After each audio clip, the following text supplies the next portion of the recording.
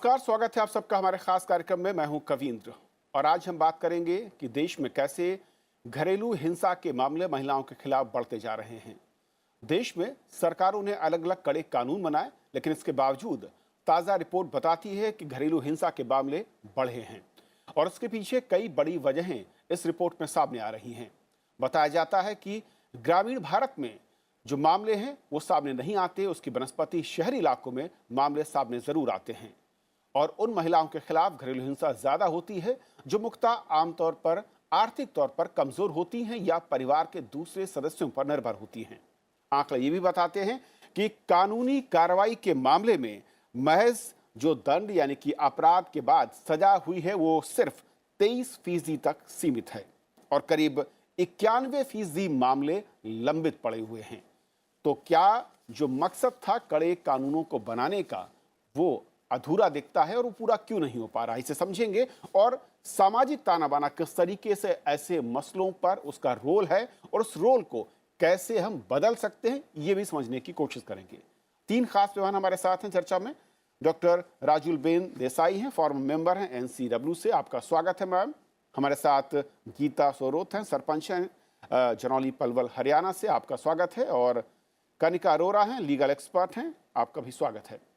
शुरुआत तो मैं डॉक्टर राजुलबेन जी आपसे करना चाहूँगा मैम कि ये जो तमाम कानून बने और बड़े ही कड़े कानूनों की मांग हुई, संसद में उस पर विचार हुआ, घंटों बहस होने के बाद ये कानून हमारे सामने आए, लेकिन अगर मैं सिर्फ और सिर्फ इसकी जो अब तक सजा देने के मामलों की बात करूं या पेंडेंसी की बात करूं, क्या वो बड़ी वजह है? सजा सिर्फ 23% मामलों पर हुई है और 91% मामले लंबित हैं और रिपोर्ट बताती है कि पिछले 3 साल में घरेलू हिंसा के मामले बढ़े हैं। क्या वजह है? जी बिल्कुल। 2005 में ये कानून जो है घरेलू हिंसा रोकथाम कानून, डोमेस्टिक वायलेंस एक्ट पूरे देश में इम्प्लीमेंट हुआ।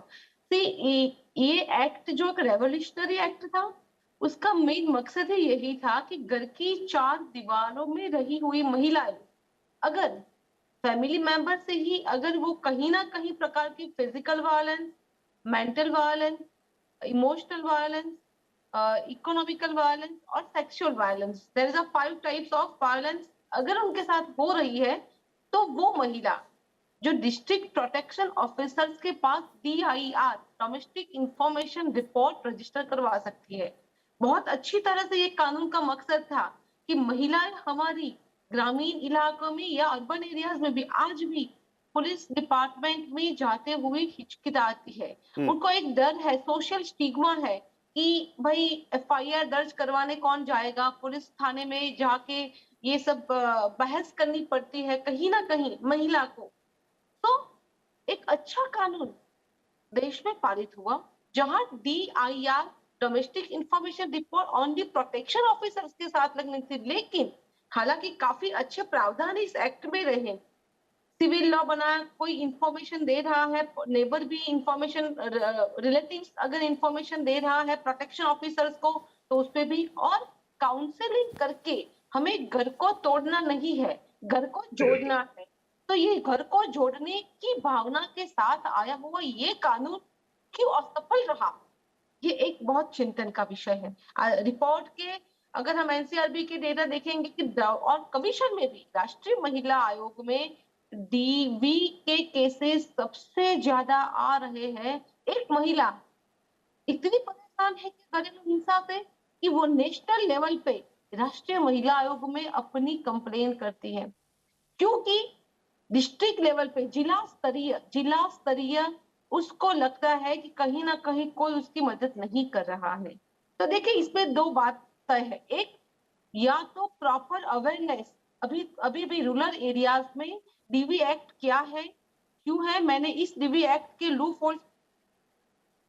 मैम, लेकिन आप कह रहे हैं कि केसेस आ रहे हैं, लेकिन इसका दूसरा पहलू भी है। अगर मैं जो विधि स्पीक्स की सर्वे रिपोर्ट है उसके मुताबिक, जिसका बेस जो है वो NCRB और नेशनल फैमिली हेल्थ रिपोर्ट के आंकड़े हैं, अगर वो एक कहते हैं कि शहरी इलाकों में सिर्फ मामले आ रहे हैं, ग्रामीण भारत में मामले नहीं आते हैं, उसके बावजूद पेंडेंसी का रेट 91% से ऊपर है, तो फिर कैसे महिलाएं आगे आएंगी और कैसे भरोसा करेंगी कि उनकी शिकायत के बाद कार्रवाई होती है? गीता जी, क्या वाकई ग्रामीण भारत में महिलाएं डरती हैं ऐसे मसलों को रिपोर्ट करने में या अपनी बात को सामने रखने में, आवाज बुलंद करने में? जी, सर मैं ये कहना चाहूँगी कि हमारा जो समाज है आज भी पुरुष प्रधान समाज है। तब कोई महिला अपने अगर घरेलू हिंसा उसके साथ होती है और वो एफआईआर के लिए जाना चाहती है, तो उसको ये डर होता है कि वो उसको सही नज़र से नहीं देखता। तो एक कानून होने के बावजूद भी उनके मन में एक हेजिटेशन होती है कि हम कैसे जाएँ, हम थाने कैसे जाएँ, लोग क्या कहेंगे?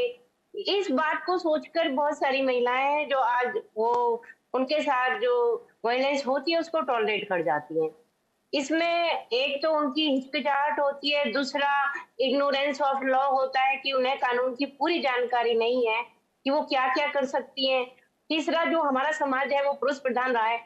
मैं तो ये कहना चाहूँगी कि एक जब हम बेटी और बेटे का पालन-पोषण करते हैं, तो जिस तरह से हम बेटी को सिखाते हैं कि आपने ये नहीं करना, आपने वो नहीं करना, आपको ऊँची आवाज़ में नहीं बोलना, आपने बड़ों से डिबेट नहीं करनी है। तो इस तरह से हम कैसे एक-दूसरे का बिहेव साथ करें, ये अपने बेटों को भी साथ-साथ सिखाना पड़ेगा। अगर एक अच्छे समाज के लिए ये बहुत ज़रूरी है।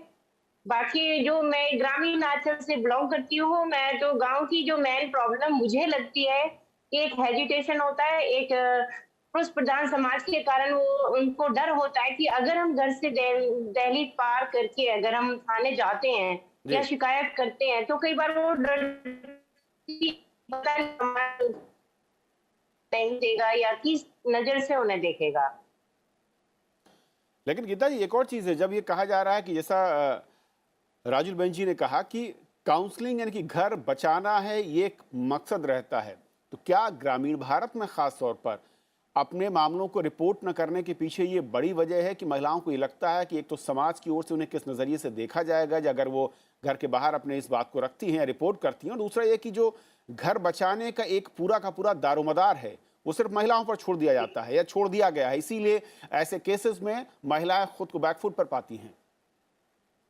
जी, सर मैंने पहले भी बताया कि हम जब बेटियों को हम इसी तरह से सिखाते हैं बचपन से, बेटा आपने घर चलाना है, आपने सहन करना है। हम उसके दिमाग में इस बात को फिट कर देते हैं कि अगर कुछ गलत होता है तो घर ना टूटे, इसके लिए आपने सहन करना है। जब बेटी मान लो अपने मायके में भी शिकायत करती है, तो भी उसको काफ़ी हद तक यही कहा जाता है कि देखो घर रोज़ नहीं बसते, घर बसाने के लिए ज़रूरी है, आप कोई बात नहीं है, कुछ गलत हो रहा है तो उसको थोड़ा-सा सहन करो, सब कुछ ठीक हो जाएगा। तो जो घर बसाने का दारोमदार है, वो सारा ही एक महिला के ऊपर छोड़ दिया जाता है, जो ठीक नहीं है। अगर हम ये सेम ही बातें अगर जेंट्स को भी कहें, पति को भी ये कहें और महिला के पति को भी ये समझाएँ कि परिवार चलाने के लिए आपको भी झुकना ज़रूरी है, तो शायद इन चीज़ों में कमी आए। ओके, कनिका जी, दो प्रमुख जो बिंदु हैं, पहले मैं समझना चाहूंगा कि ये कानूनी समस्या से कम सामाजिक समस्या ज्यादा बड़ी है, जिस तरीके से अप्रोच है फैमिली की, जिस तरीके की अप्रोच है परवरिश जो की जाती है, और समाज की। मैं कहना चाहूंगी कि समाज की प्रॉब्लम है तभी इस पे कानून बनाया गया है, और जबकि कानून बनाया गया है समाज के ऊपर अभी भी जो जागरूकता होनी चाहिए उस लेवल की दी नहीं गई है।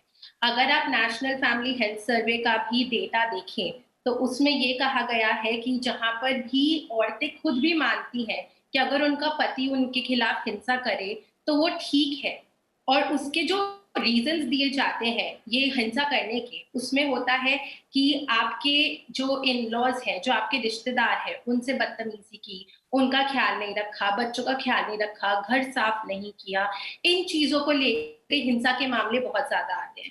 तो ये चीज हमें यही बताता है कि सामाजिक तौर पे औरतों का जो रोल है हमारी सोसाइटी में, उसको ऐसा ही रखा गया है कि उनका काम है अपने बड़ों का ध्यान रखना, अपने बच्चों का ध्यान रखना और घर संभालना, और अगर वो ये नहीं करती है, बदतमीजी से बात करती हैं, उल्टा जवाब देती हैं, तो उनके खिलाफ हिंसा होती है, और ये हिंसा जायज है। तो पहली चीज कि औरतें खुद भी ये चीज मानती हैं कि अगर कोई भी उनका पति या उनके रिश्तेदार उनके खिलाफ कोई भी ऐसा एक्शन उठाते हैं तो वो ठीक है, वो उनको उनके खिलाफ ऐसा होना चाहिए, औरतों की पिटाई, औरतों के खिलाफ हिंसा होनी चाहिए। तो ये है सामाजिक रूप से जो समस्या है। रही बात जो कानून की तरफ से समस्या है, कानून में भी कम समस्याएं नहीं है इस टाइम पे।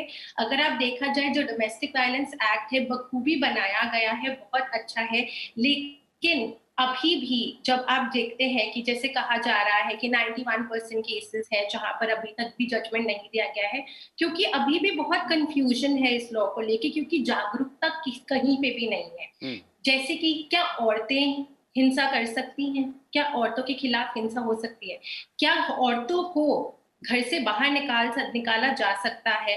इन चीजों पर अभी भी कोर्ट्स में भी अगर आप जजमेंट देखेंगे, हर हाई कोर्ट अलग जजमेंट दे रहा है, हर कोर्ट अलग-अलग जजमेंट्स दे रहा है, जिस वजह से अभी भी हम लोगों को वो जो रेट होना चाहिए एक कंप्लेंट का, वो जो विश्वास होना चाहिए, वो विश्वास अभी तक बन नहीं पाया है, क्योंकि सब औरतों को जो उनके अधिकार हैं, वो मिल नहीं पा रहे हैं। तो मैं ये कहूंगी कि ये जो सोसाइटी की वजह से है वो तो है ही, पर कानून भी इतना अच्छा लॉ बनाने के बाद भी इम्प्लीमेंटेशन उतने से अच्छे से अभी इस टाइम पे नहीं कर पा रहा है। ओके, राजुल बहन जी, एक और चीज़ जो कही जाती है कि जो रेट है, यानी कि अपराध होने के बाद सजा का, वो करीब 23.7% के आसपास है।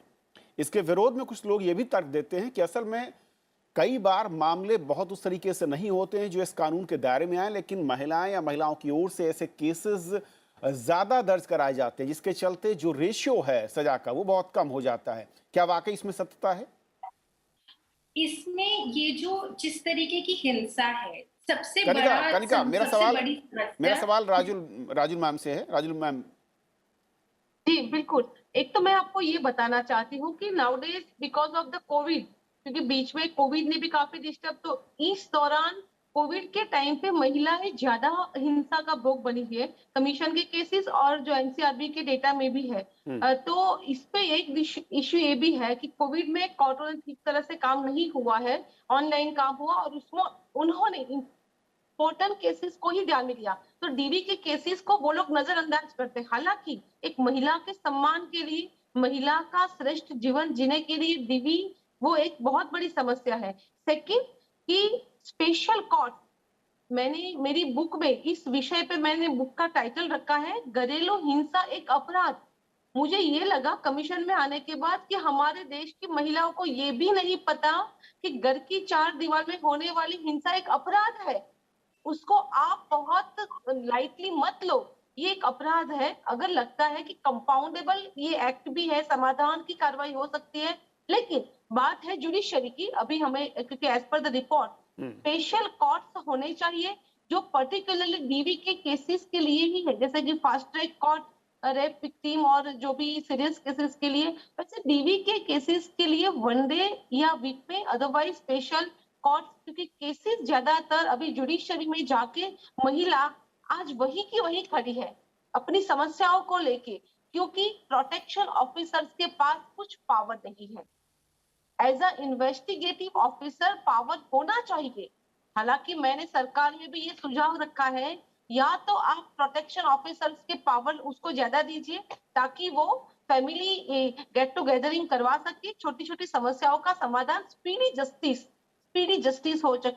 और दूसरा, या तो फिर डीवी के लिए special court for financial order, for custody of child के ऑर्डर, वॉटेवर जो भी ऑर्डर चाहिए एक महिला को अपनी प्रॉपर्टी रिगार्डिंग ऑर्डर, तो उसके लिए जुडिशरी में स्पेशल कोर्ट होनी चाहिए, ये मेरा मानना है। अदरवाइज प्रोटेक्शन ऑफिसर्स को पावर्स दीजिए, ये दो में से एक तो हमें करना ही पड़ेगा, तभी जाके ये नंबर ऑफ द केसेस जो आज इंक्रीज हो रहे हैं वो शॉर्ट आउट करने हैं, जल्दी से निपटारा लाना है। क्योंकि एक महिला ने जब डीवी की कंप्लेंट डाल दी तो आप सोच सकते हो कि एक उस घर में उसकी हालत क्या होगी, वो कैसे जीवन जी रही होगी। एक सवाल और था जो आपने कहा कि ज्यादातर केसेस सीधे सेंटर जो एनसीडब्ल्यू है वहां तक आते हैं, क्योंकि हर राज्य में एनसीडब्ल्यू बने हुए मेंबर्स हैं और जिले तक उनके प्रतिनिधि होते हैं। अब सवाल ये उठता है कि क्या उनकी फंक्शनिंग फ्लॉलेस नहीं है या फ्लॉलेस है?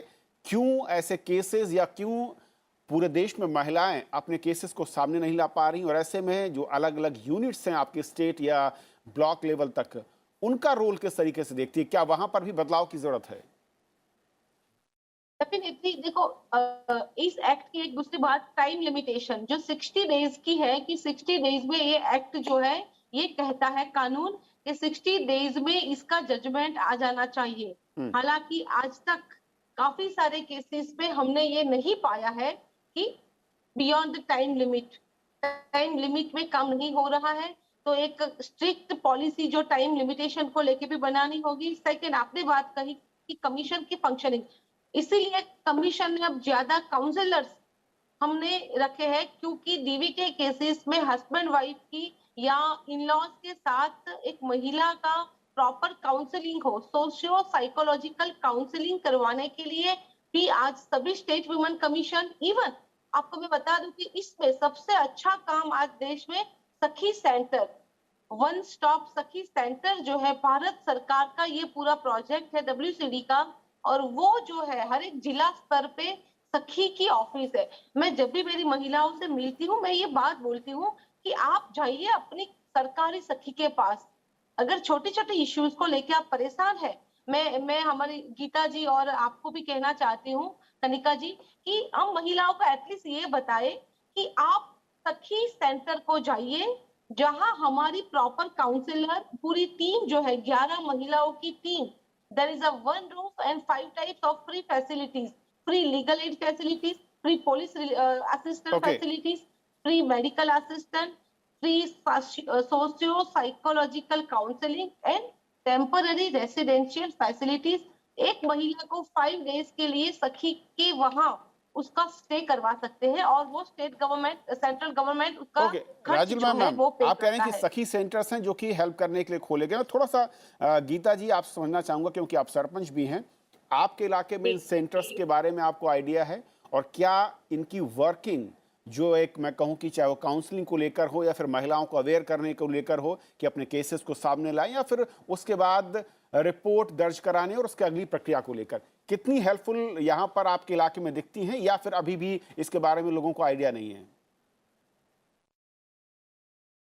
अभी से जब एक महिला थाने में जाती है, अब मुझे इतना इसमें, जैसे डॉक्टर देसाई मैडम ने बताया कि सखी सेंटर के नाम से ये होता है, इतना डीप मुझे इसके बारे में अभी पता नहीं है। लेकिन हाँ, मैंने ये देखा है कि महिला थाने में जब एक महिला जाती है अपनी शिकायत लेकर, तो वहाँ उसकी काउंसलिंग के लिए एक टीम जरूर होती है जो उसको समझाती है पहले कि FIR से पहले आप किस तरह से मैटर को सॉर्ट आउट कर सकते हैं, एक काउंसलिंग दोनों पति पत्नी की करके कैसे वो आगे के लिए जीवन में बढ़ सकते हैं। बाकी मैं इसके बारे में, जैसे डॉक्टर देसाई बता रही हैं, तो जरूर इसके बारे में डीप जाने की कोशिश करूंगी और अपनी बहनों को इसके बारे में बताऊंगी। विजिट करवाइए, आप वहां नहीं, विजिट सवाल करवाइए, सवाल ये गीता जी, लेके उसकी मुलाकात करवाइए। गीता जी, सवाल ये है कि जो सिस्टम ऑलरेडी बना हुआ है, उस सिस्टम के थ्रू कितनी हेल्प मिल पा रही, क्योंकि रिपोर्ट बताती है कि जो तमाम सिस्टम या कानून है वो शायद उतने हेल्पफुल नहीं है, अगर होते तो मामले बढ़ते नहीं। कनिका, अब सवाल है कि कानून, अलग अलग जो संस्थाएं सरकार की ओर से हैं, वो कितनी हेल्प कर पा रही, या फिर जो सिस्टम डेवलप किया गया उनकी हेल्प को लेकर उसमें कहीं ऐसी त्रुटियां हैं जिस पर ध्यान नहीं दिया गया है? इसमें मैं कहना चाहूंगी कि जो हमारी एक्ट है उसके अंदर काफी सारे NGOs बनाने की जानकारी दी गई है, प्रोटेक्शन ऑफिसर्स बनाए गए हैं, इन सब का काम यही है। और इनके साथ साथ जो हमारे आशा वर्कर्स हैं उनका भी यही काम है कि औरतों को इकट्ठा करना और औरतों को जागरूक करना। पर क्योंकि इन आशा वर्कर्स और प्रोटेक्शन ऑफिसर्स, जैसे कि कोविड के टाइम पे ही ले लें, इनके पास और भी बहुत सारे काम हैं, तो उन औरतों तक उतना पहुंच नहीं पा रहे हैं। जबकि जो आपका आशा आंगनवाड़ी सेंटर है, वहां पर आप जाएंगे, आपको मदद जरूर मिलेगी, आपको आगे बताया जाएगा। दिल्ली पुलिस की भी जो टीम है, जैसे कि मैम ने कहा, साक्षी का जो है, ये सारी चीजों की आपको, आप जब पहुंचेंगे, आप जब अपना पहला स्टेप लेंगे, तब आपको इन सब चीजों की जानकारी दी जाएगी। पर समस्या आती है वो पहला स्टेप लेने के लिए, क्योंकि वहां पे जागरूकता नहीं है। जब औरतों को पता ही नहीं होगा कि एक घरेलू हिंसा है और दूसरा उसका उपाय क्या है, तो वो ये सारी चीजें तब शुरू होती है जब एक औरत फैसला ले लेते कि हाँ, मैं इस बारे में कुछ करना चाहती हूँ। तो वहां तक की इंफॉर्मेशन जो पहुंचनी चाहिए वो अभी तक पहुंची नहीं है। हालांकि काफी संस्थाएं हैं, काफी एनजीओज हैं जो इस तरीके के से काम कर रहे हैं, जो कि उस इंफॉर्मेशन को औरतों तक पहुंचा रहे हैं कि पहला आपका अधिकार है, आपके खिलाफ हिंसा हो रही है और अब आप ये सब कर सकते हैं। तो यहाँ पर जो खामियां है वो यही है कि हमने बना तो दिए हैं स्ट्रक्चर, लेकिन वो स्ट्रक्चर अभी तक उन औरतों तक डायरेक्टली पहुंचा नहीं है, क्योंकि वो लास्ट स्टेप जागरूकता जो है वो अभी बन नहीं पा रही है। जैसे कि गीता जी ने कहा कि उनको इतना डिटेल में नहीं पता है, उनको अपने इलाके का जरूर पता होगा, लेकिन ये सारी चीजें तब शुरू होती है जब आप वो कदम उठाते हैं। तो पहला जो कदम है वो ये बताना है कि हाँ घरेलू हिंसा हो रही है और उसके लिए आपके अधिकार है। उसके बाद जब एक औरत कहीं जाएगी, किसी एनजीओ में जाएगी, पुलिस स्टेशन में जाएगी, तब आगे जाके फिर उन्हें बताया जाएगा कि हाँ ये तरीके हैं, ये प्रोटेक्शन ऑफिसर है, ये सब कुछ है। तो यहाँ से शुरू हो। कनिका, एक और जो मेजर सवाल कहा यह जा रहा है कि महिलाओं को अगर हम प्रॉम्प्ट करें कि वो अपने केसेस को सामने रखें और उसके विरोध में या इसके विपरीत में उससे उलट जो है पेंडेंसी जो है वो 91% के आसपास दिखती है। अब सवाल ये कि जो एक लंबा टाइम कानूनी प्रक्रिया में लगता है, उस दरमियान वो महिला जो कि आर्थिक तौर पर अपने पति या परिवार के दूसरे सदस्यों पर डिपेंडेंट है, फिर उसका क्या होगा और वो कैसे अपने रहन सहन, अपने खर्चे को कर पाएगी? और क्या ये बड़ी वजह है जिसके चलते जो दूसरी महिलाएं हैं जो इस तरह के केसेस को देखती हैं तो वो शायद अपने पैर वापस खींच लेती हैं?